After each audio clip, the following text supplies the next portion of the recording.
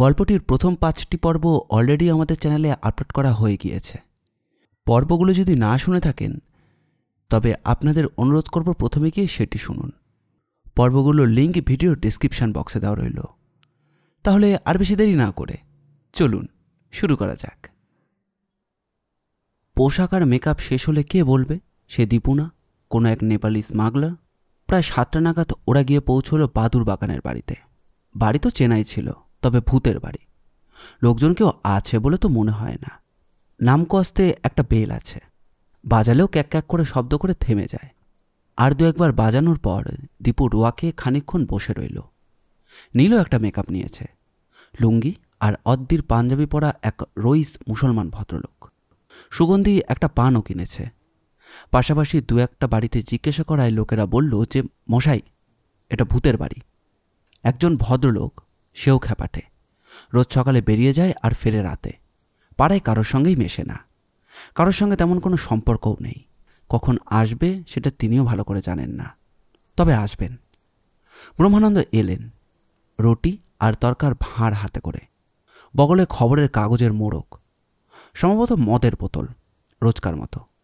রকে ওদের বসে থাকতে দেখে যেন না চেনার একটা ভান করে বাড়ির তালা খুলে ভেতর যেতে যাবেন, দীপু খক করে গিয়ে পথ আগলালো। कैसा बात है ब्रह्मानंद बाबू, আপনার আসার কথা ছিল 7 बजे, अभी 8:15 बज गया। बढ़ता तो ठीक नहीं, हमारे लाइन में ऐसा नहीं होता। ব্রহ্মানন্দ খিচিয়ে উঠল।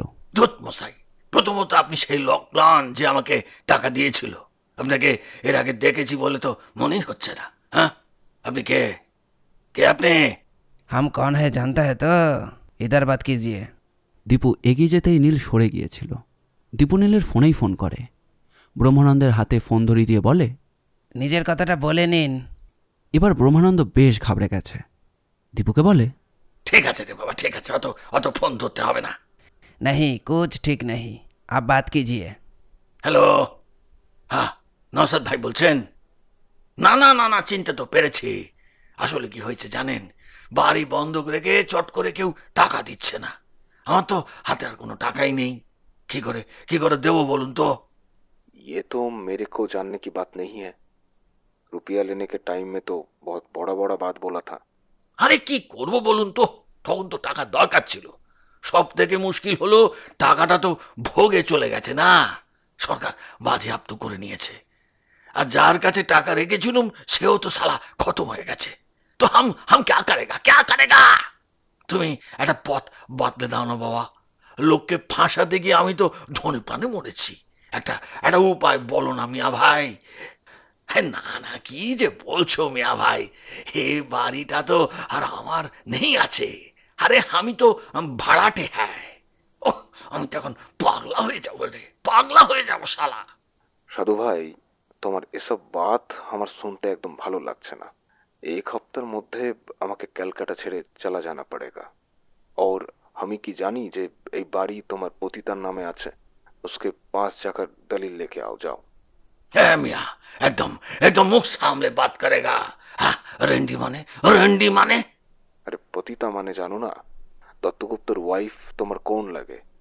छोड़ो ये बात। हमको मुख सामलाते बोलेছেন। इनको अपना जान সামলাবে कौन? দত্তগুপ্ত বাবুকে খতম করলেন তো তার বিবিটাকেও তো আপনার মুঠোয় চলে এলো নাকি? ব্যাস, এখন তো আপনার সঙ্গে দেদা রুপিয়া আছে। এখন আমার রুপিয়া না পাবে তো আমার আদমির হাতে আপনি ভি খতম হয়ে যাবেন। তখন বুঝবেন রুপিয়া বাড়া হ্যায় কি জান বাড়া হ্যায়। ব্রহ্মানন্দ ফোনটা কেটে দিল। আজও এক রবিবার। অজু সকালে ফোন করে জিজ্ঞাসা করেছিল যে তার স্ত্রী শ্রীমতী আজ পিতৃগৃহে গমন করবার জন্য এবং রাধুনী মাসির মেয়ের বিয়ের জন্য দিন দশেকের ছুটি নেবার ফলে তাকে হোটেলে খেতে হবে। সেটা কি নীল আর নন্দিনীর সম্মানের পক্ষে ক্ষতিকর হবে না? নীল হাসতে হাসতে বলল, তার চেয়ে বল না, আজ তোর পিটার ক্যাটে খাবার ইচ্ছে হচ্ছে, সেখানেই খেতে যাচ্ছিস। তবে মুশকিল কি জানিস, পেটুক প্রভু দীপু যদি জানতে পারে তোর মতলব, তাহলে তোর আগে গিয়েই পিটার ক্যাটের গেটে দাঁড়িয়ে থাকবে এবং কোকগ্রাসে এত গিলবে যে পেমেন্ট করতে তোর হিমশিম অবস্থা হবে। তার চেয়ে এক কাজ কর, অনেকদিন নন্দিনীর হাতে রান্না আমরা কেউই খাইনি, আজ খেলে কেমন হয়? নারায়ণ গাঙ্গুলির টেনিদার ভাষায় বলতে ইচ্ছে করছে, গ্র্যান্ডি লাফাস্কেলস। দিন বৌঠানের রান্না খাবার খাওয়া হয়নি। শোন নীলু, দীপুকে এক্ষুনি বাজার পাঠিয়ে দে। কচি পাঠার মাংস আনবি কেমন? তুই তো জানিস ব্রয়লার মুরগি আমি খাই না। চান টান সেরে আমি বেরিয়ে পড়ছি, কেমন? অজু যখন এলো তখন বাজার টাজার সব হয়ে গেছে। দীপু বাজার থেকে ফেরার পথে এক বোতল ডিএসপি ব্ল্যাক নিয়ে এসেছে। ফেরার পথে বকফুল আর বেসন। ও জানে ও নন্দিনী বৌদিকে এসব ফ্যাচাং দিলেই খেপে যাবে, তাই ভাজাভুজিটা নিজের হাতেই করে নিয়েছে। একেবারে সব চান টান সেরে নিয়ে আসর সাজিয়ে অজু এসেই বলেছে আজকের আসরে তথাগত দত্তগুপ্ত ছাড়া আর অন্য কোনো কথাই চলবে না। হুইস্কি খোলার পর দীপু বলল, নীলদা, যতই তোমার সঙ্গে লোকটার লেগ পুলিং থাকুক না কেন, লোকটা অনেস্ট অ্যান্ড হার্মলেস, বোনলেস মুরগির মতো। ডাকবে নাকি? বিকাশবাবুর জন্য মন কেমন করছে? না মানে বুঝেছি, কিন্তু মাংস তো শর্ট পড়ে যাবে। আরে ছাড়ো না, একদিন না হয় একটু কম মাংস খাওয়া হবে। সো হোয়াট, তুমি ডাকো। না, তুই ডাক। কিন্তু বাবু কি আসতে পারবেন? ডিউটি দেখাবেন তো? সেটা তো আর অস্বীকার করা যায় না। আর বিকাশবাবু বিং এ থানা ইনচার্জ, উনি কখনো ডিউটি ফাঁকি দিয়ে কিছু করেন না। তবু তুই ডাক, ফাঁক পেলে হয়তো চলে আসবেন। তাছাড়া তোর ডাক কি আর উপেক্ষা করতে পারবেন? নীলারজ্জু চুপ করে গল্প শুনে যাচ্ছিল। বিকাশবাবু বললেন, একটু সংক্ষেপে হয় না? কেন স্যার? আসলে আমি একটা ভিডিওতে আছি, আমার পোস্টটা অফিসারের পোস্ট। আপনার সঙ্গে গাঁ যাবার সময় তো আমার এই মুহূর্তে একেবারেই নেই। তা বি কুইক, যা বলার বলে ফেলুন। সেই মার্ডারের ব্যাপারে বলছিলাম আর কি। একটা মেয়েকে নিয়ে অবস্থা যখন তুঙ্গে, কেউ কারোর অবস্থান থেকে সরবে না, তখন সেই মধ্যযুগীয় ব্যাপারটা ঘটে গেল ওদের মধ্যে। সেই তৃতীয় প্রেমিক একজন সুপারি কিলারকে অন্যজনকে দিয়ে কুপিয়ে দিয়েছে, আর দুটো লাশ পড়ে আছে আমাদের বাড়িতে। তাই বলছিলাম যে আপনার এই মুহূর্তে ভীষণ দরকার। লোকাল থানায় খবর দিয়েছিলাম, সুবিধা হয়নি। আপনি কি দাদা প্লিজ আসবেন? আপনি হলেন গিয়ে চোর ডাকাত ধরায় হেভি এক্সপার্ট। যদি তেমন বোঝেন অনেক কিছু স্টেপ নিতে পারবেন। দেখো দীপু, যতই গলা খেলাও, ঠিক আছে? তুমি কি ভাবছো ফ্যারার অফিসার আমি? তোমার নাটক আমি খুব ভালো করে বুঝতে পারি। প্রথমে দুজন প্রেমিক, তারপর তিনজন, তারপর চারজন, ক্রমশ বেরিয়েই থাকছে নাকি? কি ভাবো আমি তোমার ইয়ার্ড?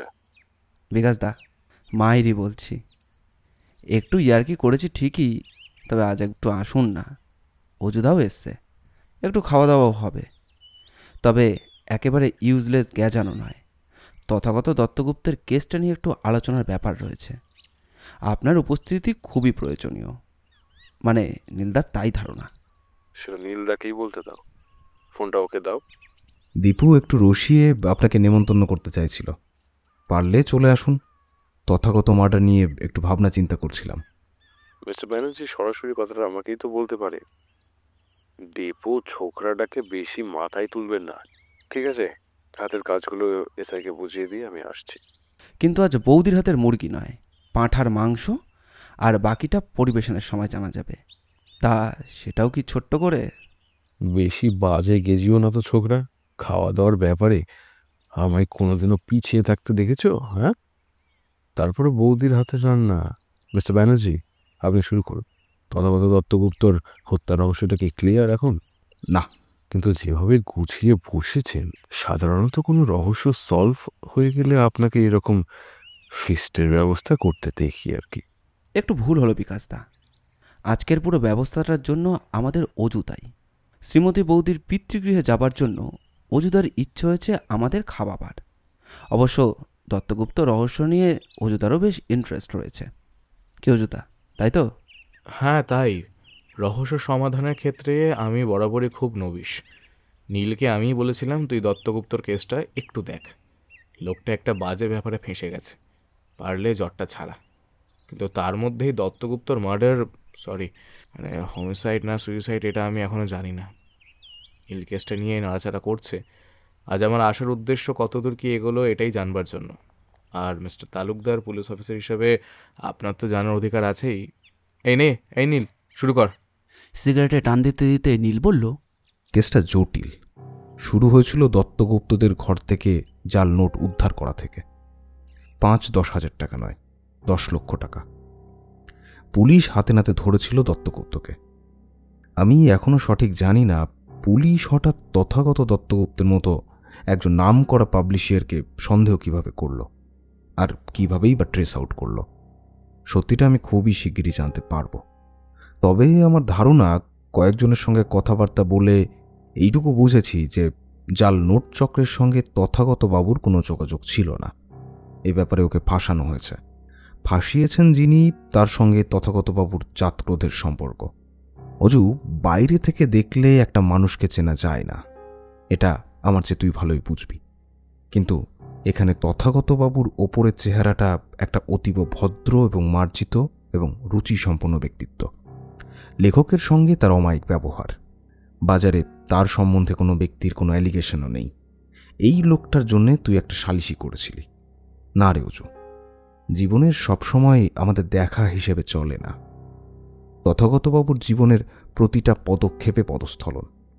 একমাত্র রূপবান পুরুষ হওয়া ছাড়া তথাগতবাবুর আর কিছুই ছিল না। আর এই রূপের মোহ ছড়িয়ে মিষ্টি কথার জালে সে অনেক মেয়েকে জড়িয়েছিল। এর ফলে অন্তত 4 জন মহিলার কথা আমি জানি যারা তথাগতবাবুকে ঘেন্না করেন, তার ক্ষতি চান, তার মৃত্যু কামনা করেন। কে তারা? প্রথমেই একজনের নাম করতে হয়। তিনি হচ্ছেন শ্রীমতী বাসন্তী গুপ্ত। এই নামটার সঙ্গে আপনারা কেউই পরিচিত নন। ইনি হলেন তথাগত দত্তগুপ্তের পিসিমা। তথাগত যখন প্রায় অনিকেত হয়ে এদিক ওদিকে ঘুরে বেড়াচ্ছেন, তখন এই পিসিটিই ওকে কাছে টেনে নেন। ওর স্বামী একটা পাবলিকেশন খুলেছিলেন, নাম বাসন্তী পুস্তকালয়। ওর স্বামীর হঠাৎ মৃত্যু হলে পুস্তকালয়ের দায়িত্ব দেন তথাগতকে। আর নিজের কোনো পুত্র সন্তান না থাকায় তার জন্য তথাগত আর শিখা মানে তথাগতবাবুর বোনকে নিজের বাড়িতে আশ্রয় দেন। তথাগতবাবুর বুদ্ধি ছিল, উনি ব্যবসাটা বেশ চালিয়েও নিয়ে যাচ্ছিলেন। কিন্তু এই সময় হঠাৎ একটা রহস্যময় মৃত্যু ঘটে।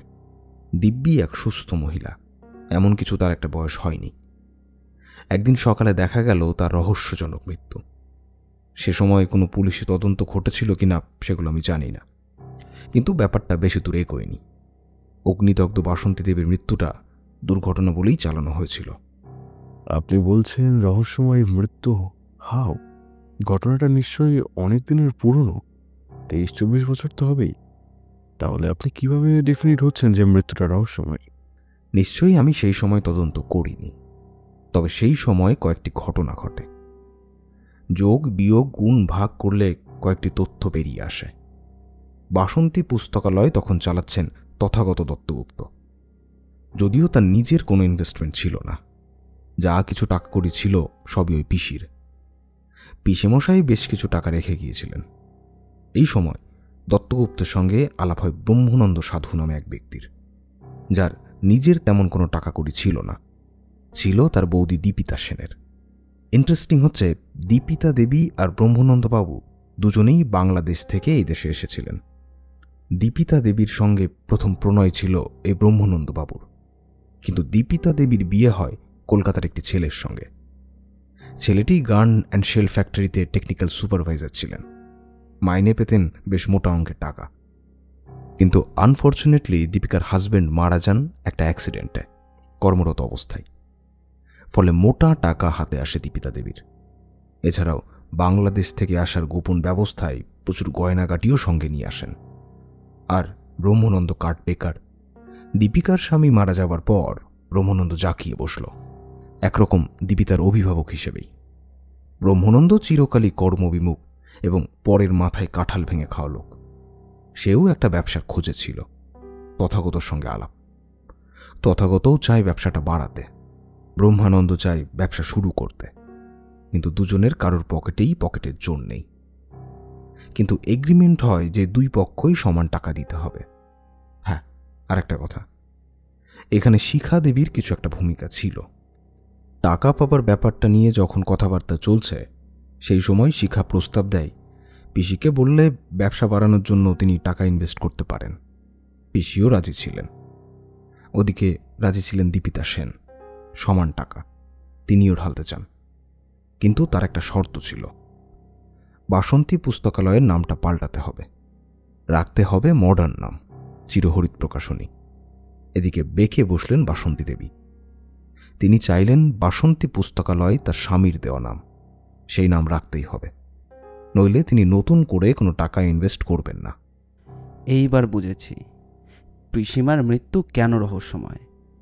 এই ঘটনাটা কানাঘুষোয় যখন কানে আসে তখন শ্রীমতী দেবীর কিছু উদ্ধৃতি মনে পড়ছে। হ্যাঁ, তুই ঠিকই বলেছিস। আর এই সময় আরও কিছু ঘটনা ঘটে। শিখাদেবী জানতেন না যে ব্রহ্মানন্দের সঙ্গে দীপিতা দেবীর একটা আন্ডারস্ট্যান্ডিং আছে। সম্ভবত ব্যবসাটা চালু হলে ওরা বিয়ে করতেন। আর এসব না জেনেই শিখাদেবী ব্রহ্মানন্দবাবুর প্রেমে পড়ে যান।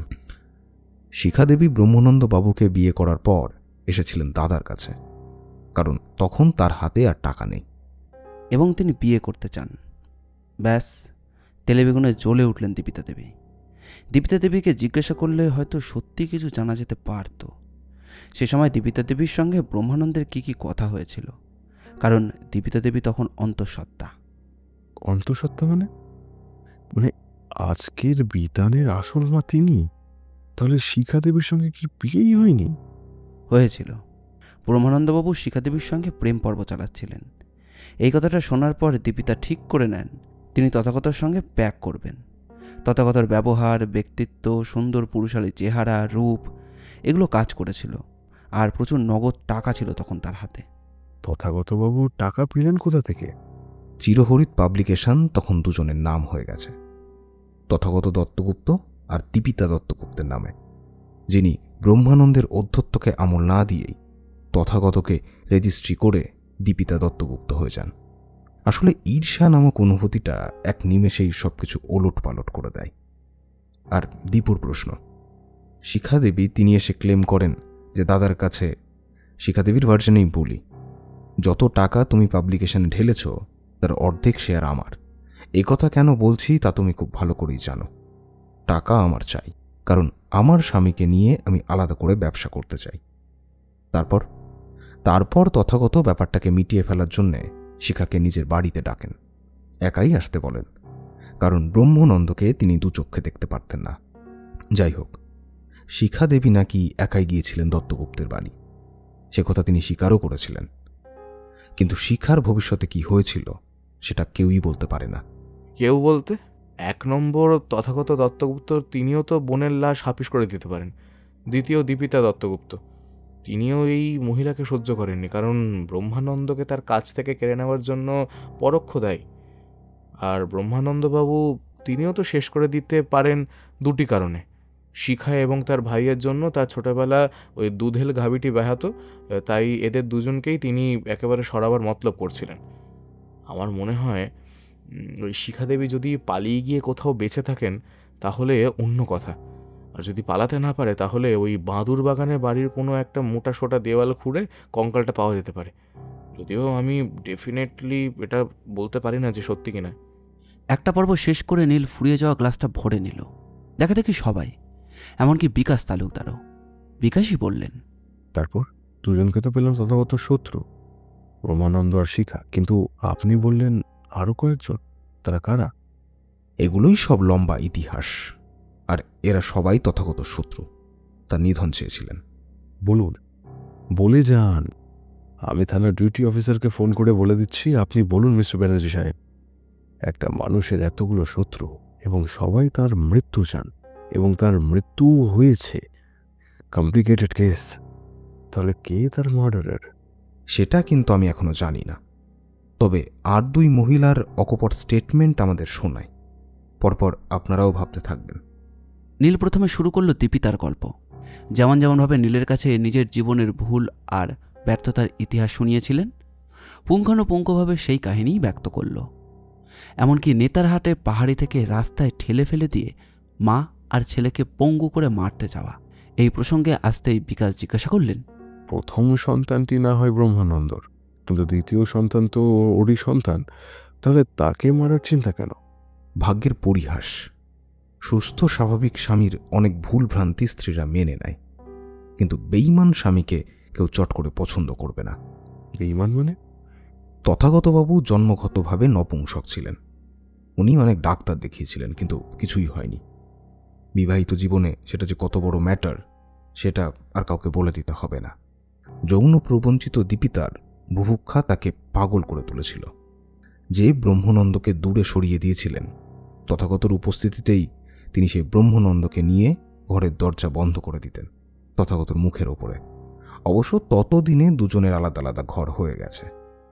অবশ্য ইতিমধ্যে আরও কয়েকবার তথাগত চেষ্টা করেছিলেন দুজনকে পৃথিবী থেকে সরিয়ে দিতে, কিন্তু পারেননি, কল্পনার মতো আয়ার উপস্থিতির জন্য। বাকিদের কথা বলুন, থামছেন কেন? নীলদা কি কতক ঠাকুর ঘন্টার পর ঘন্টা কীর্তন গেয়ে যাবে? আর একটু রেস্ট নিতে দিন মশাই। আরে রেস্ট নিতে নিতে যে গল্পের খেই হারিয়ে যাবে। ঠিক আছে, শুনুন। এর পরের জন ঈশানী মিত্র, একজন ভদ্র, মার্জিত এবং শোভন সুন্দর চেহারার কাছে নিজেকে সঁপে দিয়ে প্রবাঞ্চিত হচ্ছিলেন। উনি বিশ্বাস করেছিলেন তথাগত বাবুকে, কিন্তু সেখানেও পুরুষত্বের অক্ষমতা। ইতিহাস বারবার প্রমাণ করেছে যে অক্ষম পুরুষের কোনো স্থান নেই উচ্ছল নারীর কোনো জীবনে। এটা পশু পক্ষী জীবজন্তু সর্বক্ষেত্রেই একই। একরকম জোর করে তিনি ঈশানীকে ভোগ করতে উদ্যত এবং নিষ্পৃহ যৌবন তাকে লাত খাওয়া কুকুরের মতো তাড়িয়ে দিয়েছে। সেদিন থেকে ঈশানী তথাগতকে ঘৃণা করেন। তার শাস্তি হিসেবে পুরো একটা ফ্ল্যাট তাকে লিখে দিতে হয়েছে। লিখে দিয়েছেন দীপিতা স্বয়ং, কারণ তিনি স্বামীর স্ক্যান্ডেল ছড়াতে চাননি। এত দ্বারা কি প্রমাণিত হলো কে খুনি তাহলে? না, সব থেমে আছে। যে কেউই খুনি হতে পারে। ব্রহ্মানন্দ ফাঁসাতে চেয়েছিল, পারেনি। সেও খুন করতে পারে with the help of Dipita. দীপিতাও খুন করতে পারে। তার ঘরে পাগলের ওষুধ আছে ছেলের জন্যে, তবে ডাক্তারের মতে সেই ওষুধ বেশি পরিমাণে ব্যবহার করে তথাগতর ওপর অ্যাপ্লাই করা হয়েছে, সেটা খোকার ঘরে ছিল না। তার মানে দীপিতা খুন করতে পারবেন না। আবার ঈশানীরও তো নারীত্বের অপমান, সেও খুন করতে পারে।